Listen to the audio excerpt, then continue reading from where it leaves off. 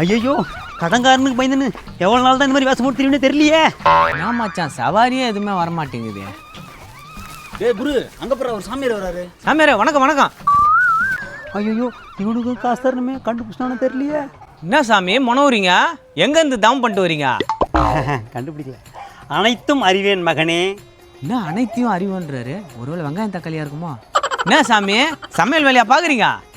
சமையல் அது இல்லைப்பா, நான் முனிவர். சாமி சவாரியே எதுவும் வரமாட்டேங்குது சாமி. கடன் வாங்கினவன் கூட கடன் காசை திருப்பி தர மாட்டேங்கிறான் சாமி. இதுக்கு ஏதாவது ஒரு வழி சொல்லுங்க சாமி.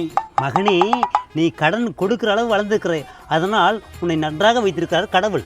ஓ, கடன் கொடுக்குற மாதிரி கடவுள் நம்மளை வச்சுக்கிட்டா நம்ம நல்லா வச்சிருக்காரு அர்த்தமா? அப்போ நீ பணக்காரன்டா? அட போடா, அவன் வண்டியில ஏறி சவாரி வரான், எவனும் காசு தர மாட்டேங்கிறான். அந்த கடன்டா. அந்த கடன் நல்ல கடன், இது புண்ணியத்தில் சேர் மகனே. என்னத்த புண்ணியமோ, நான் தான் நடுத்தருவில் சுத்திட்டு இருக்கேன் சாமி.